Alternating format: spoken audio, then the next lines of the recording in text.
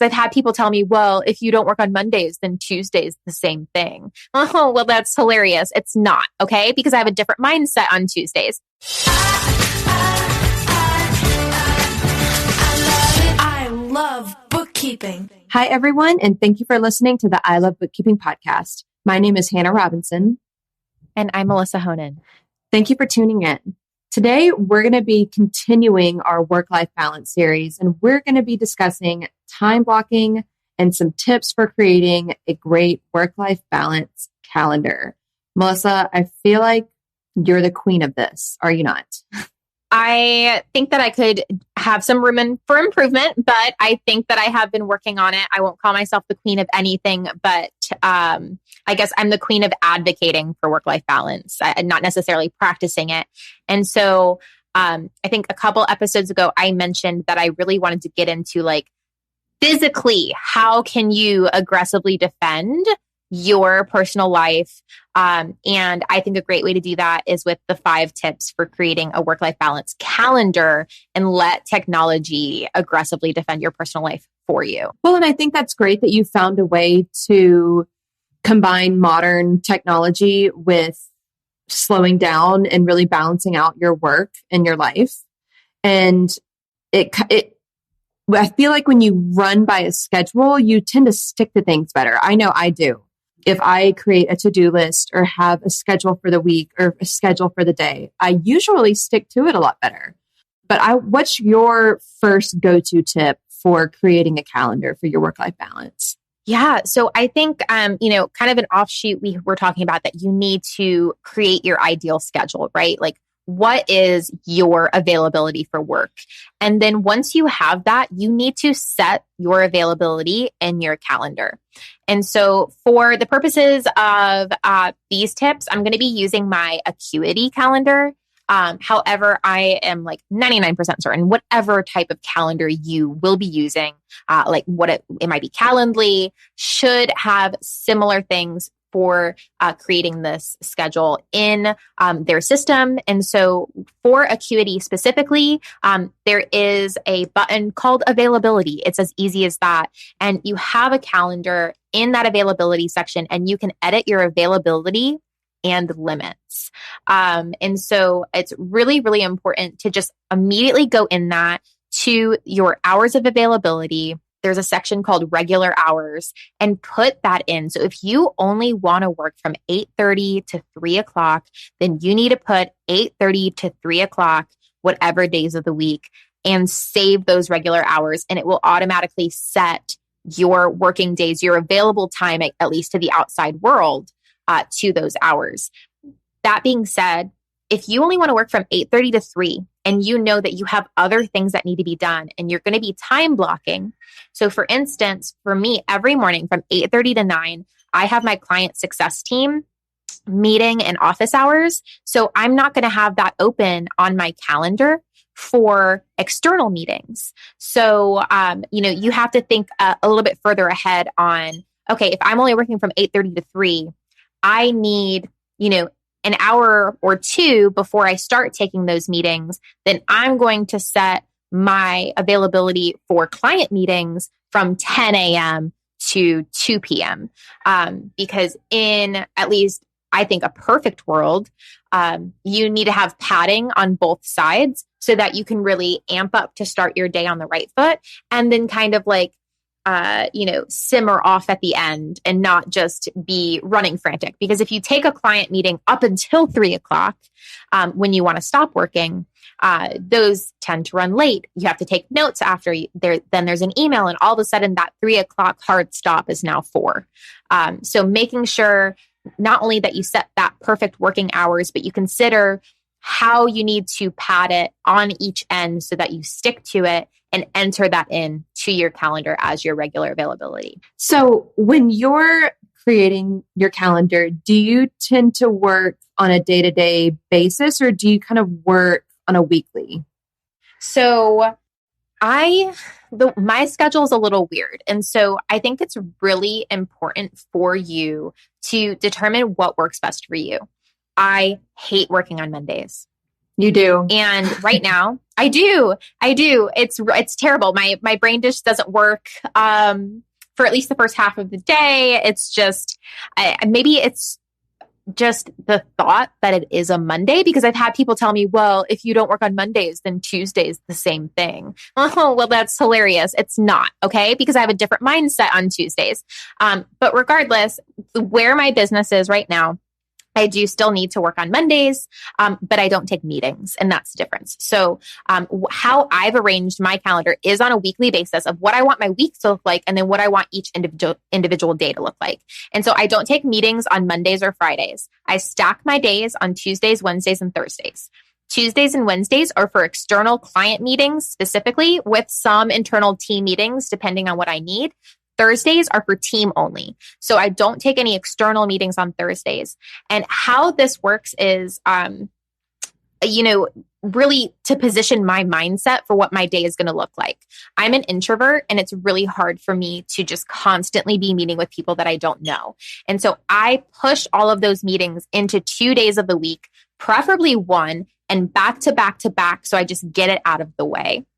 And then on Thursdays, my internal team meetings, they're a little bit draining just because of the nature of being an introvert, but much less draining because I love my team so much. And so I really, essentially Mark Twain swallow the frog. My first part of the week is doing all of those things that I don't really look forward to doing. And then I essentially end my meeting week with the people that I really enjoy spending time with, and I, really feel fueled from collaborating with. And then on either side of my week, Monday and Friday, those are my administrative get shit done days. So if something ever pops up in the middle of your week, how do you handle that with your schedule? Like if you have a set schedule and something comes up, do you tend to move things around, or do you push it back for another time? So I'm a psychopath, and thank you for asking. So what I do at the beginning of the week on Monday is I look ahead to my week, and typically where I'm at in my business right now, I'm not 100% booked for meetings. For instance, as an example, I'm looking tomorrow. Tomorrow I have a free consultation from 10:30 to 11, and then from 1 to 1:30. So essentially from 11 to 1, I have blank. And so what I do on Monday is I look for those periods of time, and I will block that so that nobody else can schedule in that period of time. And that is my things that pop up time. Gotcha. So at the beginning of each week, I essentially prepare myself to have time for things that will inevitably pop up. And then if something doesn't pop up, then of course I have that time for other administrative work, for downtime, whatever it may be. And then depending on, how I feel, if it's the day before, I will try to push those meetings up. And so what I would do is reach out to my 1 o'clock and say, hey, I actually had a cancellation. Would you rather meet at 11 o'clock? And so a lot of times they're like, they will or they won't, whatever it might be, but I will try to push my meetings up and stack them so that then after, say, I get that move to 11, then from 11:30 to 4 is free because I don't have any other meetings that day. And then I have a really good uninterrupted block for maybe like a large project. So I think the big thing is I aggressively keep my calendar and keep an eye on it to make it work best for me. And that has taken a lot of time for me to learn. And I think, I try to mentor people on my team on how to do this that works best for them. But again, it really takes a lot of intuition on when you work best. So you really have to keep an eye on what currently is working, what's not working, write it down, and try different things to see what works for you. I don't know how you keep it all so organized, because I feel you're a business owner and you're a mom and you've got all this stuff going on. Do you, and I think you've mentioned this to me before, do you like to integrate all of your calendars, like your personal calendar, your work calendar? Do you have kind of everything together in one space? I do. I have all of my Google calendars. So I have 3 business calendars and a personal calendar that are all integrated together. And they map over to Acuity. So I'll have my regular, business blocked. And then, because it's like the bookkeeping for painters Acuity calendar so everybody can see it. And then anything coming over from another business or from my personal calendar will come over and just show blocked. I honestly, like, I use the calendar as well for time blocking. So, yes, regular meetings, but for instance, on my calendar from 7:30 to 8:30, Monday through Friday, there is a recurring task to walk Oliver to the bus stop. So, even you would think every day, I walk Oliver to the bus stop. Why would I need to write that down? Girl, I need to write that down. I will forget everything if I do not write it down. So that is how I utilize my calendar, is actually blocking off time for specific tasks as well. So that's what's really great for my Monday is on Monday, I have my list of things to do that week. I'm blocking off time for unexpected tasks. I'm also blocking time off to work on specific items. I do this in the long term as well. So for instance, if somebody asks me to start working on a project and I say, you know what, I don't really have the, capacity at this time to work on that project, but in about 3 weeks, I will. I'm going to go ahead and 3 weeks from now, I'm going to block off time in my calendar to sit down and look at that project again. It's really protecting my future self from my goldfish brain. I relate to the goldfish brain thing on a personal level because if I don't write things down, I've learned recently, if I don't write things down, just because I have a million things going on, I am so bad about just completely forgetting things. And I've been a lot better. I'm very proud of myself for writing things down and actually like using my calendar on my laptop. I've been a lot more diligent about it. And I mean, until recently, I haven't been super great, honestly, about having a schedule and writing things down and really implementing a calendar into my life. And I'm one of those people that I like buying the cute planner. I never use it. I don't carry it with me. It's purely for looks. I cannot tell you the amount of money that I've spent on cute little planners that I've just absolutely never used. I deserve stickers. I deserve jail time, honestly. But in turn, with having your calendar, keeping it organized, how are some ways that I'm trying to find the right word. I guess, how are some ways that you combine creating a work-life balance within your scheduling? Do you schedule downtime, or do you prioritize having some time of enjoyment, or, walking your son to the bus, but also scheduling some time for yourself? How do you merge that with your work and life calendar? Yeah, that's a great question. So I'm not as good about it right now. It's so funny that you say that, because I went on Canva and I created like a cute little calendar that has like my schedule on it. Like it has like little days of the week, like Monday through Sunday. And I blocked off the time that the yoga class that I want to go to is, and I saved it and I put it as my desktop to remind myself. But I have not gotten so bold as to put it into Acuity yet, because I'm not there yet. I'm just not there. But I will get back to that place. And so what I used to do was, yes, I would schedule that downtime or that self-care or whatever it would be physically on my calendar. And I think that it's also really important to live by your calendar and to not manually override that. And, for example, you set your availability in your calendar. I'm going to talk about limits in a minute. You've set these limits. And so a client reaches out and says, hey, I want to schedule a meeting with you on Tuesday, but it says you're not available. Are you sure you can't fit me in? The answer is no, I cannot fit you in. I'm so sorry. My Tuesday is totally booked, even if it's not. But I do have this availability on Wednesday or Thursday. You really want to fight from manually overriding these essentially security systems you've put in place to keep yourself from doing so. So try to avoid not manually overriding. And I think that's also why it is important, Hannah, to schedule that personal time or that self-care or whatever it might be, because if you put it down in your schedule and you get into the habit of following your schedule, then you're going to be more likely to follow that self-care or that personal item for yourself as well.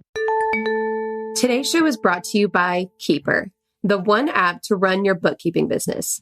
Keeper helps you get faster client responses with your own custom branded QuickBooks integrated client portal.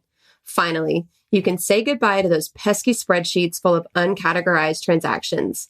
Keeper also helps you catch those embarrassing coding errors before your clients do. And with Keeper, you can generate beautiful custom reports that your clients will absolutely love to read. To find out more, go to keeper.app. That's keeper.app. Mention I Love Bookkeeping to get 20% off your first 3 months. Again, go to keeper.app to find out more. Thank you for listening. One of the things I struggle with is not actually making time for self-care or for something that I enjoy doing. It's something that, and this is something that I struggle with, especially lately, being just super, I'm in a phase of life where I'm super busy and I don't make time for self-care or things that I look forward to. I look at it as, oh, if I have time, I'll do it. And so I think kind of switching the mindset of I'll do it if I have time versus, no, this is the time I'm doing this. I'm going to enjoy myself and then I can go back to being productive. But I think something that I really need to implement that I hope our listeners can relate and implement it themselves is actually scheduling something that's self-care, even if it's reading a book, watching an episode of Bridgerton, or going for a walk. Okay. Oh, Okay, boy. because that's literally what I did yesterday. Is it? Because it's the same thing. Yeah. So typically I don't work on Mondays, like I said.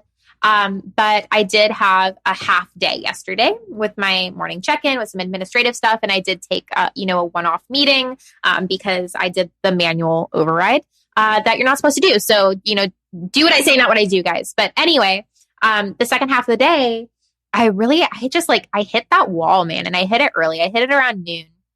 And I was like, I guess I'll just have to go have a Diet Coke or something, get some caffeine in my system. I got to be productive, right? No, I don't. I hate working on Mondays. I got everything that I needed to get done. Sure. Was there work to do? Yes. But there was also a new season of Bridgerton. And I haven't watched TV in months. That was not a cartoon and for my children specifically. So I went ahead and I went into my room, turned the air conditioning on, locked that door, and I watched Bridgerton for an hour and it was glorious. And you know what? I feel good today. If I had pushed through and just got some work, whatever work it had been done, because it's a Monday and I have to work, I would have just been like, ugh. But then I took that time and I watched a show and I took care of myself. And then I got up and I went and had dinner with my family and we went to the beach and everything was fine and glorious. And it's Tuesday morning and I'm not behind on a damn thing. That's amazing. I need to get better about doing that because I think I look at self-care as something that I just do if I have the time for it. And it starts to wear on you. I've noticed that recently I feel more tired. I look more tired. I feel overwhelmed. I feel like I'm just rushing from one thing to the next. And I've really in the past, honestly, in the past couple of weeks, I've really been trying to prioritize scheduling time in my day for something for myself, whether that is, at mid-morning when I'm at a stopping point, getting ready for the day and just putting a little bit of makeup on or taking a shower, or, just something simple like blow drying your hair is as ridiculous and frivolous as it sounds. It makes me feel good. And which is why it is not ridiculous. Which is exactly why it's not ridiculous, but it's something that I've noticed that when I put self-care on the back burner, you suffer. And I think everybody can relate to this. You suffer because of it. And it's something that you really, I think everybody needs to, everybody that's listening, I think we all need to look at our calendar and schedule something once a day, whether it is watching Bridgerton, blow drying your hair, going for a walk, going to happy hour. I think everybody needs to schedule something for at least 30 minutes or an hour in your day. That's just totally for you. That makes you feel good. That gives you the happy hormones. You know what I mean? And so what I've found is that they're not going to do that, but you can convince them to start with 5 to 10 minutes. And so 5 to 10 minutes is way better than nothing. And so a lot of people think, oh, well, I only have 5 minutes to myself. That's not enough. It's 5 minutes is better than nothing. So if you can only find 5 minutes, start with 5 minutes, work your way up to 10, then 15. It's the same thing where I have not yet blocked my yoga class on my Acuity calendar, but it's on my desktop background. It's reminding me it's there, and I will work my way back up to that point because it's all about habits and practice. And I think this is the big part is, creating limits in your Acuity calendar is a big way to help you with this as well. Because it's like those things that are there and that you don't necessarily see, but they're protecting you. And so, for instance, in Acuity, if you go to your availability, there are default limits that you can set, or you can set limits by calendar. But the important thing with this is, like, for instance, choosing the minimum amount of hours before a meeting that a client can schedule. I literally hate surprise meetings. There is not a damn way that I would allow people to schedule a meeting within a day. So for instance, it's Monday morning and boom, on Monday morning, they schedule a meeting at 3:00. That's not how I operate. So I have a 24-hour limit where they cannot schedule within 24 hours of when they're trying to schedule, because I need time to prepare, just mentally prepare for what's about to come. My favorite one is the ability to limit the amount of meetings in a day. And so, for instance, if as an introvert, you can handle 3 client meetings in a day, or you lose your mind, you can set it where you only can take 3 client meetings in a day, and then your calendar shuts it down. So again, let your calendar do the work for you. I also love padding.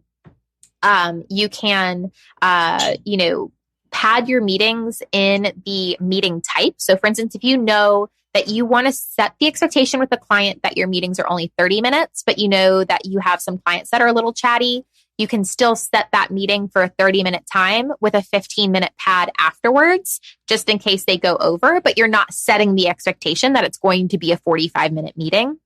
That's one of my favorite ones there. And then the big one here in scheduling limits for Acuity is minimizing gaps. Because like I said, I love to stack my meetings. So in a perfect world, I would work less days with more in a day, because I want to bust out a 12-hour day. I just want to bust it out and just do it and get everything done on a day where I feel like a rock star. That's a really great way to do it, is to minimize the gaps in your day, and just stack things back to back.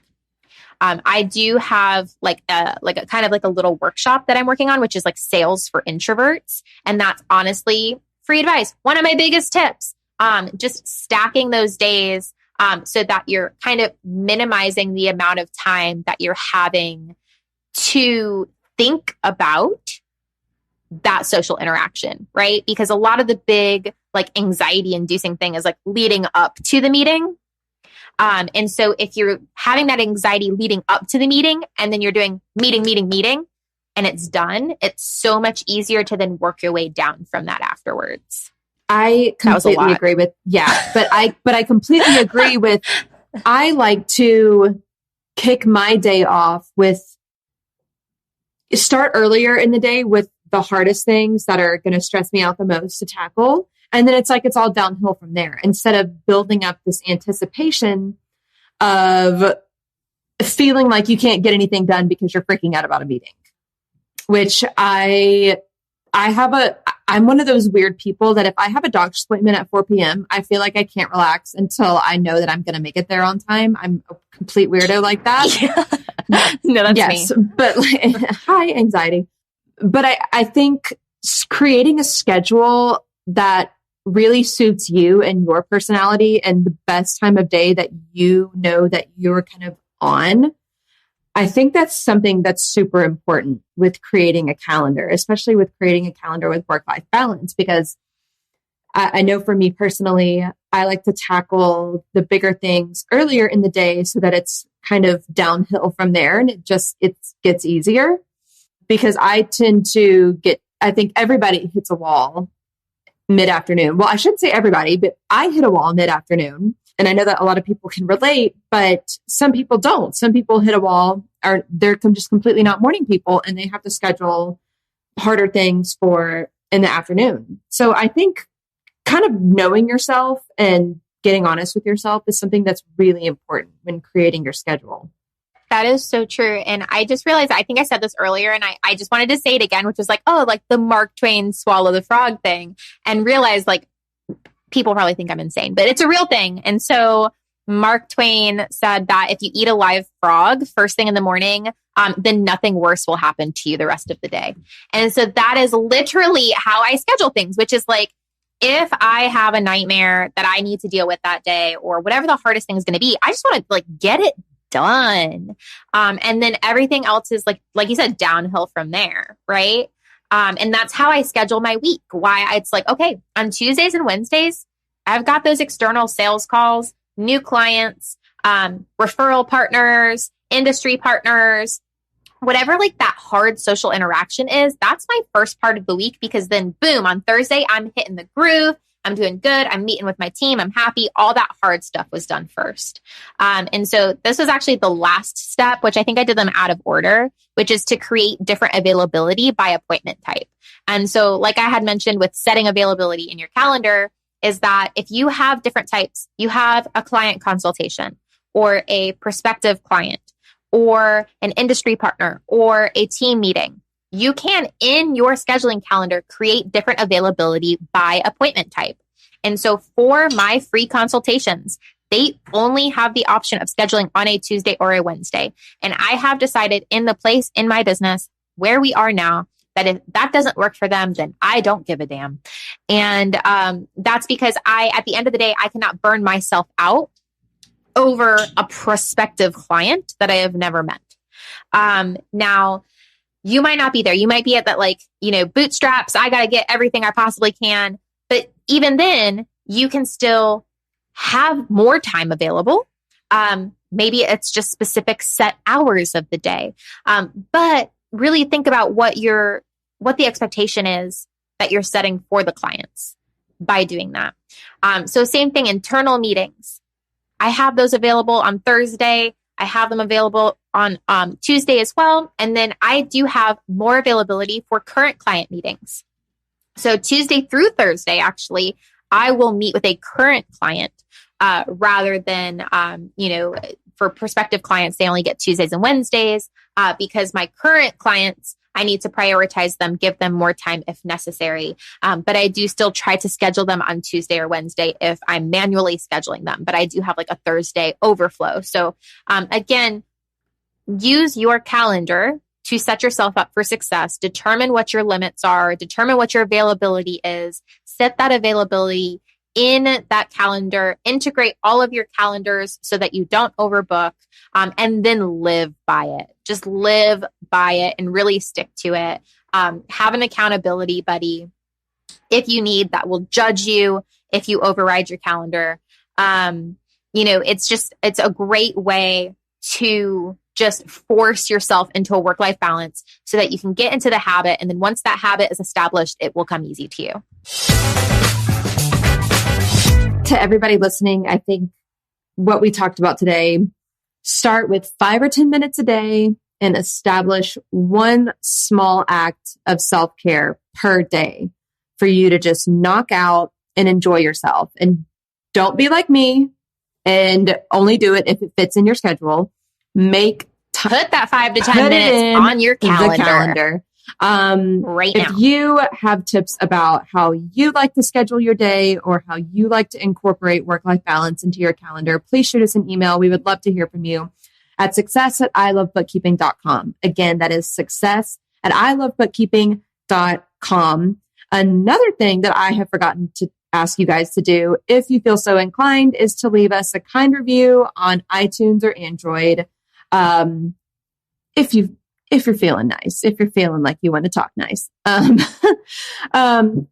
thank you guys for listening. My name is Hannah Robinson. And I'm Alyssa Honan. Thank you for listening to the I Love Bookkeeping podcast. I love bookkeeping. Here's a little shout to all my friends working hard at keeping the books. You want to change your life, you want to grow that biz, it's